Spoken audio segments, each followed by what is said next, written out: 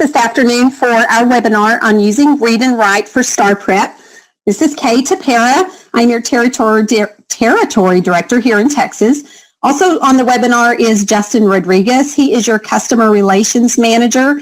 You'll hear from him when it's time to renew or out a little bit out of your renewal date. He also is in the office while I travel, and he is of great access to you when you have questions or need anything, and maybe I'm not available because I'm on the road. Kimberly Nix is also on the call. She is our professional development manager, and you will be hearing from her shortly as she has some great tips for you today. So on the webinar, what we're going to talk about basically is using Read and Write offline and the supports that are available during STAAR or for STAAR Prep, locking down the Read and Write toolbar for students who might be using it during the actual STAAR test. Kimberly's going to talk about some instructional prep, like vocabulary building, strategies for reading, etc., and how to get math and science read aloud, as well as Text Help's training portal.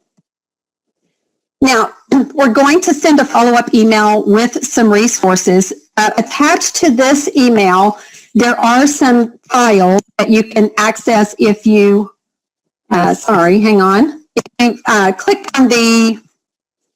If you click on the webinar panel, then you would see there are some handouts. It says there are 4 handouts there.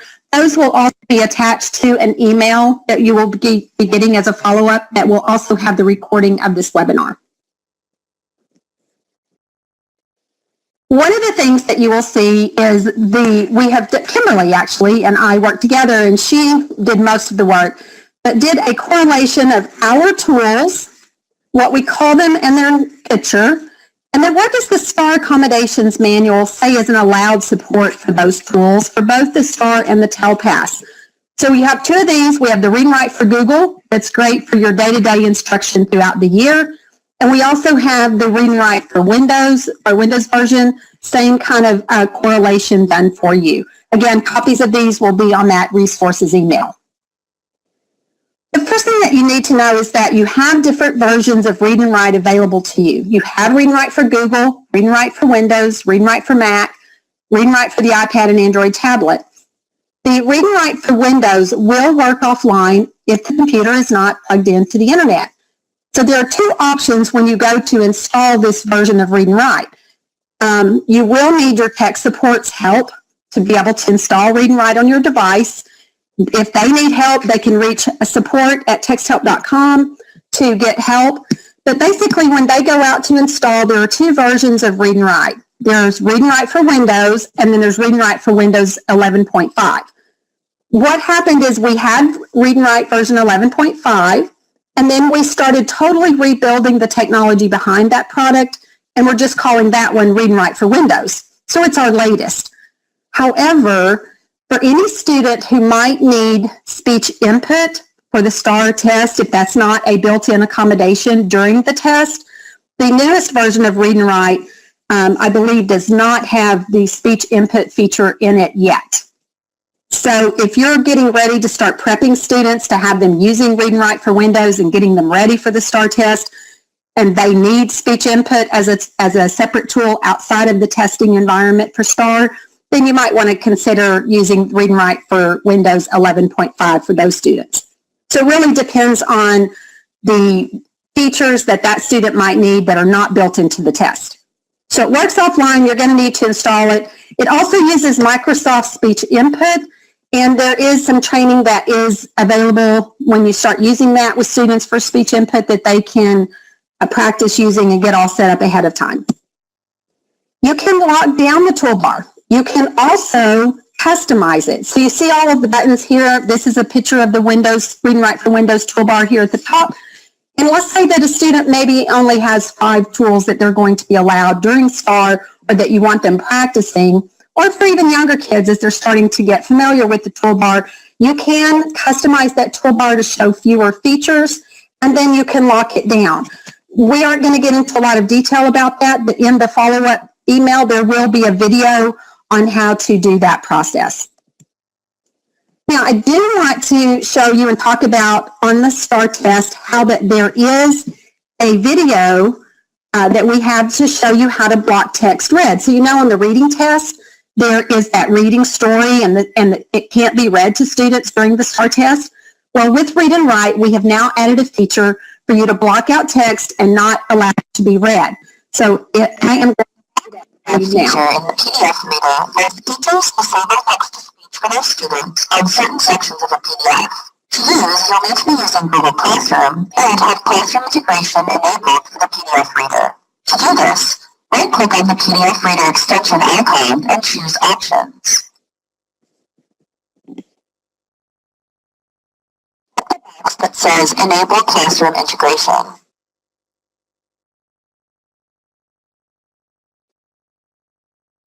Use the feature, open a PDF, some text that you don't want students to be able to read aloud. Then click the highlighter button on the toolbar. Click the black Read Aloud button. Text will appear as crossed out with the teacher. When students in your class open the PDF with the PDF reader, they won't be able to use text-to-speech to read their sections. Answer the following questions related to the reading passage. Students will also need to have Google Classroom integration enabled on the PDF reader. To learn more about Read and Write from the TextHelp Google PDF reader. So I showed you the quick webinar about how to do that, just because it's easier than me trying to have a Google Classroom account and having a different login for that, and for time's sake today, because we're trying to get you out of here as fast as we can. I would love to introduce to you next, your next presenter, Kimberly Nix. Kimberly has a master's in K-12 literacy. She has taught for 15 years, and she has been with TextHelp for years, right, Kimberly? So let me, presenters, make her the presenter, and then you can take it away, Kimberly. So that makes me really, really old, but what I want to share with you all today and spend some time is, with my own experience, having been a testing coordinator for years and also in working with different districts with implementing and using the STAAR test, one of the really important points is that no student should ever have used an accessibility or an accommodation feature for the very first time on the actual assessment. It is imperative that they know not only which features are the features that they will need, that they will benefit from having, and that they should be well practiced with what those features are. So that's one of the great benefits to using Read and Write on a daily basis in the classroom, because we know that if a student is well practiced with it, even if the actual feature is slightly different on the assessment itself, there's still going to be a seamless transition for the student to really benefit from using that tool. So that's really important. Another point that I want to make through what I'm about to show you is that there are several things that we need to do in order to get our students prepped for the test itself. And there are strategies that can be embedded within your classroom practice to get students ready. So what I'm going to do now is show you a few strategies that I've used with my own students that will really help them to get ready and help them with practicing with the tools themselves. Now, I do want to let you know that I will share with you, there'll be a link in just a moment, everything that I'm going to show you, you will have access to as a template so that you can use these strategies yourself. The first one that I want to show you is specifically geared for vocabulary.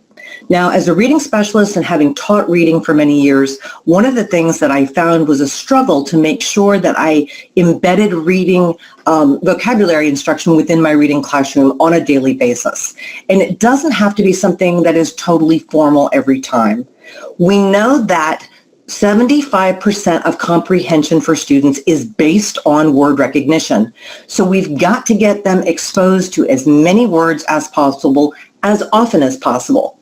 And one of the ways that I did this back in the day was with a strategy called List Group Label, which has actually been around since I think like late 60s. And this is where I would ask students to take out a piece of paper, and I may say, today we're going to read about tsunamis. I'd like for you to write down as many words as you can think of that have to do with a tsunami and what you know about tsunamis. And students would simply list this down on their paper. Now, to try to help them, we used to ask them also maybe write the alphabet down the side of your paper, and then that would help them to think about different words that started with different letters. So what I often found was that this became something that kids didn't resonate with after a couple times of doing it. So I wanted to change it into something that would give them more support, be more like a game, and something that I could use on a regular basis. And you're going to like this because it's minimal prep time for you. So I called it ABC Recall, having spent a lot of time working with 7th and 8th graders. And there's an unwritten rule that you can't do the same thing twice. So what you see here is 9 boxes with the letters of the alphabet. And I would start off with, today we're going to read an article about, and in this case, the example I have here is volcanoes. And I would want students to write down as many words as they can possibly think of about that topic. Now, why are we doing that? First of all, this is a quick and easy way for students to start to think in terms of vocabulary on that topic. So they're getting their brains ready for the new information, as well as activating their prior knowledge about the words that they know. And this is also more like a game and a completely safe place for your students who are struggling readers or your younger students, because they're only thinking in terms of words. Now, the nice thing about this strategy is you have 3 different variables that you can change up on a regular basis. The first one, as you can see here, is do you want them to work alone, in pairs, or in groups? Now, my students did not like working alone oftentimes, but this was something I could do, especially if I was going to do this at the beginning of class. They love to work in pairs. They had that safety in working in pairs. Or, as you know, in sharing in Google, you can have them work in groups and not necessarily have those students sitting near each other, especially if their social skills aren't what you'd like them to be. So the first thing is decide on whether they're going to be working alone or in pairs or in groups. The next thing is you need to let them know how many words. So target the number of words. I could say, well, we're going to read an article about volcanoes today. You can work in pairs, and I want you to have at least 7 words. So you give them a target number. Now, I could also change this up by how many boxes. So I could say you've got 7 words. You have to have 5 words that are by themselves in 5 different boxes, and then 2 words can be in the same box together. So you can really change up the way that you are guiding them to do this activity. And then how much time? We want to hold them accountable. We don't want them to have a ton of time. So set a timer. Okay, you're going to work in pairs. You need to have at least 10 words. They can be in any of the boxes, and you have 3 minutes on the clock. And I'm going to set my timer, go. Now, instantly, this is a game. It gives them that sense of urgency that they start to think and work together. So you can see here I've gone ahead and given some examples. If I had volcanoes of some of the words that they might have come up with. Now, the great thing about this is most of the time the students want to hear what the other students came up with for words. So you could have a shared document that you collected those words on if you wanted to. The next thing is by sharing the words that students came up with, they're activating even more. Oh, that was a good word. Oh, yeah, I should have thought of that word. Oh, I knew that word. So again, thinking in terms of the topic. And then you've set a purpose for reading, because we know the students want to know if the words they guessed are in the article that they're going to be reading. So we know how important it is to set purpose for reading, because we know a student who's looking for nothing in a reading assignment usually finds it. So we want to ensure that they're looking to see if the words that they guessed are there. Now, you could, if you wanted to, as they're reading or after they finish reading, have them go back and highlight those words or make them bold within your article, especially if it's shared electronically. But what I often had my students do is come back to this document after they finish reading and then indicate on this document what words that they found. So for instance, you could say, I would like for you to go back through the words that you guessed, and every word that was indeed in that article that you guessed would be in that article, I want you to highlight in green. So I could quickly go through and go, yep, that one, that was there. Yep, that word was there. Now, the nice thing about this is you can do it in highlighting, or you could choose instead to use the picture dictionary. Now, the students love the picture dictionary, and why not? So you know how easy it is to click and drag the picture right next to the word. So you could have them, instead of highlighting or in addition to highlighting, choose a picture to show that they guessed the word and it was there in the article. Makes it more like a word wall, more interactive and fun for them. I also like this because this is going to promote some instructional conversations. So what if a student guessed the word mess? And the word mess was not in the article, but the word debris was. This is great because we can say to the students, okay, so the word debris was there. What does the word debris mean? Well, we could look it up in our dictionary. We could even hear that definition read out loud. And we can say, hey, should we give credit? Because it wasn't the actual word, but it was a word that would have made sense based on the topic. So now we can have students go through and say all words that were good guesses but didn't just happen to be in this article, we could highlight and say yellow. So you have a way for students to go back and see what they were accountable with. Another thing that I like about this is we're not going to say, wah, wah, you didn't guess this word correctly. They're just rewarding themselves with color, highlights with pictures for the words that they did guess correctly. I also like this because I'm going to go back to that list group label. If you're not familiar with that strategy, we used to have students, just as we did here, but this is a little more structured, list all the words they could think of on a particular topic. But now here's where the higher level thinking comes in. So I could say to the students, I would want them to clear their highlights, because we're going to highlight for a totally different reason now. What I'm going to ask them to do is go through and highlight all the words that have to do with the actual explosion of, or the eruption of the volcano in a particular color. So I could say you could highlight all the words that have to do with the actual eruption of the volcano in pink or in blue.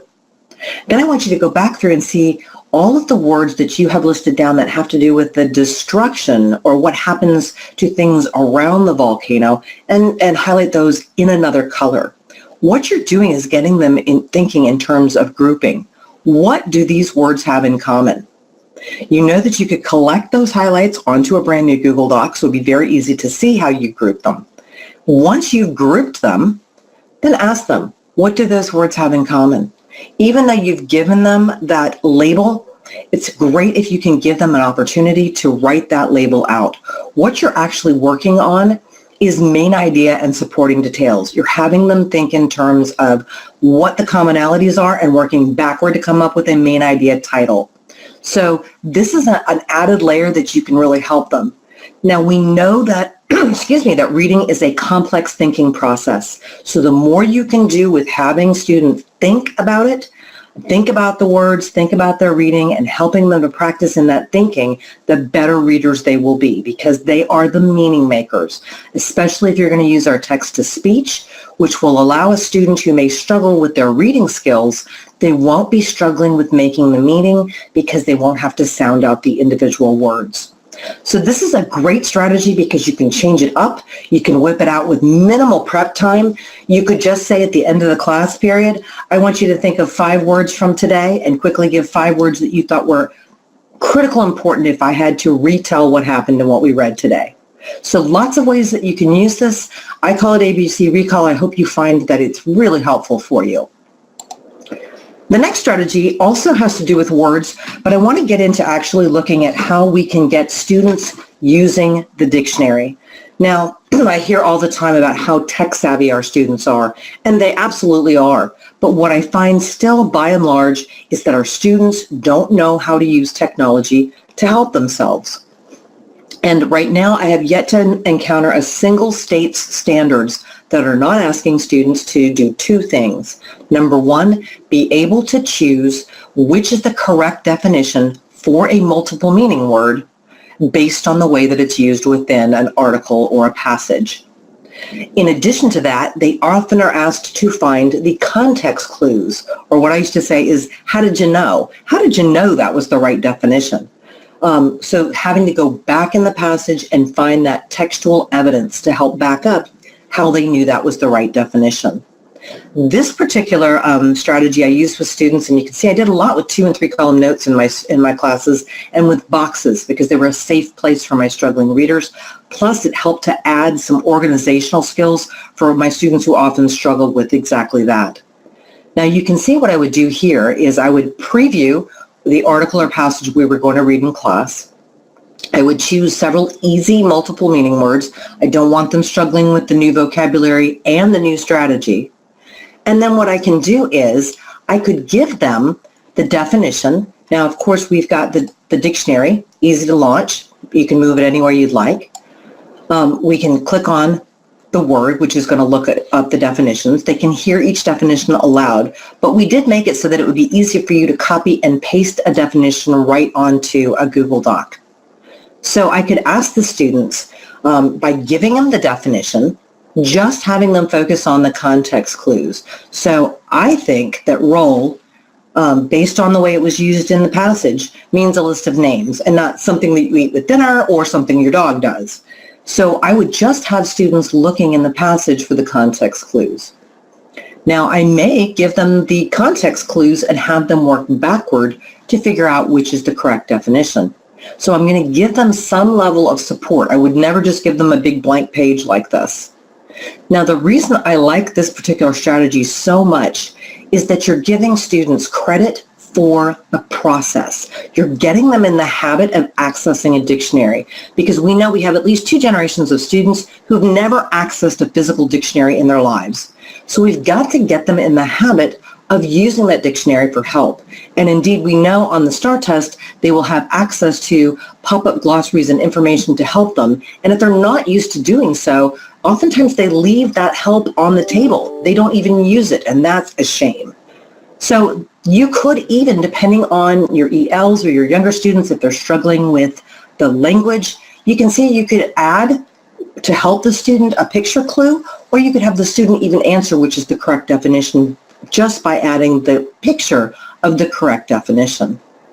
Now, if you'll slide down, you'll notice that I showed this exact same strategy, but I did it in a little bit different way. Now, one of the things my own students struggled with oftentimes was following a sentence from the bottom of one page onto the top of another. So what I've done here is I've actually copied and pasted a portion of the article so that the students can see the article at the same time that they are using the dictionary. So what they can do then here is, instead of having to go back to the article, find the textual evidence, copy and paste it as they would on the top, here what you're asking students to do is figure out the definition, then choose the highlighter to show in the text the words or phrases that help them to know that that was the right definition. So they're seeing that there is a correlation with the highlighters that they're choosing. This is excellent because it's going to help all levels of learners, and we know, of course, that they've got to get in the habit of going back into the text to find the evidence. So you have several ways that you can use this. This is going to be available to you in your folder as well.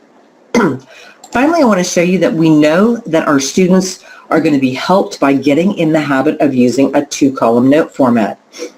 Now, one of the ways that I learn is by being able to make marginal notes. And what I've done here very easily is I simply inserted a 2x2 table and copied and pasted this article. Now, one of the things I'm looking at the practice tests from the past on STAAR is that they do number the paragraphs, and that's a huge help for our students. The reason that I started doing this, honestly, was because my 8th graders would balk at anything I gave them that was in 10 or 12 point font. They would say to me, "This is too hard." I'd say, "But you didn't even try reading it yet." And they'd say, "It's little," meaning the text was tiny. You know, big books are written in 72 point font. They're not written in 10 or 12 point font. So small text equals hard to a lot of our students. And just to get them to try it, by putting something in a 2-column note format, you can add the paragraph numbers, you can make the font larger, you can make it in a font that's more readable or easy for them. But then something else that you've done here is that you have created a place that they can make notes, they can write down questions, they could add a picture so that they can go back to it. Students who are struggling with active working memory are going to be helped by having a place that they can put down their thoughts quickly and easily. You all are users of the voice note, so you know that they could make a quick voice note of something that they had a question on or something that it reminded them of. And something that I did in my own class, and this is very effective, especially for test taking, I had my students write a question. Now, again, with middle schoolers, I might say in each paragraph, I want you to write down one question you'd like to ask the author, one question that you had when you were finished reading it, one thing that didn't make sense to you or you don't have a lot of knowledge about. because here's what I found. My students did not show me what they comprehended by answering comprehension questions. They could figure out the answer half the time by just looking at the syntax. But when I made the students write a question, it's a completely different way of responding. They're thinking in terms of questions. What do I want to know? First of all, we know a student who wants to know nothing also will not. So if they have to think of what a question they could ask is, they're going to do not only a better job of asking questions in class, but answering questions and anticipating questions that will be asked, especially on tests. So ask your students to be the questioners. I can tell very easily whether they understood what they read or if they were thinking about their reading, more so by the questions that they crafted than if they just answered comprehension questions. So a really good way to get kids thinking, and again, giving them credit for thinking. I did this so often in my class that my kids wanted to hear whatever everybody else's questions were. What was your question for paragraph 2? What was your question for paragraph 2? Very validating to hear that other kids had the same types of questions. So having students think in terms of questions, putting things into a 2-column note format, these are things that are going to add structure, are going to really encourage them to use the different tools that we have and to think in terms of what might I be asked and can I go back into the text to get that information. Now, so those are our 3 strategies. As I mentioned, we are sharing a folder with you that'll have all that good information. If you have forgotten, we do have an entire channel on YouTube. This is the playlist for the Read Write for Google Chrome videos. They're all short, about 1.5 minutes to 4 minutes in length.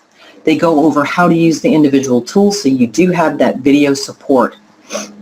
In addition to that, I do want to play up the fact that we have a training portal. It is available at training.texthelp.com. Now, I work very hard with my cohort in the UK on working on adding new things. So what you can see here is things that are in blue we already have available to you. We have a course on how to use Read and Write for Windows and how to use Read and Write for Google Chrome. It's going to take you through the basics or the fundamentals of using that. You can certainly just do mini portions of it. You don't have to complete the whole thing if that's what is going to be a help for you. Kay is going to talk in just a minute about Equatio. We are adding, and we're very excited about this, we're adding in mid-March a new certification program. So if you were to take the Read Write for Google Chrome fundamentals course, how to use it, or even if you were not to, and you wanted to become a level 1 certified user, being able to show to your principal, to other administrators that you took the course and you successfully completed it, we will send you automatically, if you pass it with an 80% or better, a certificate. So that's really cool. We also have a section that we're adding called our resource treasure chest.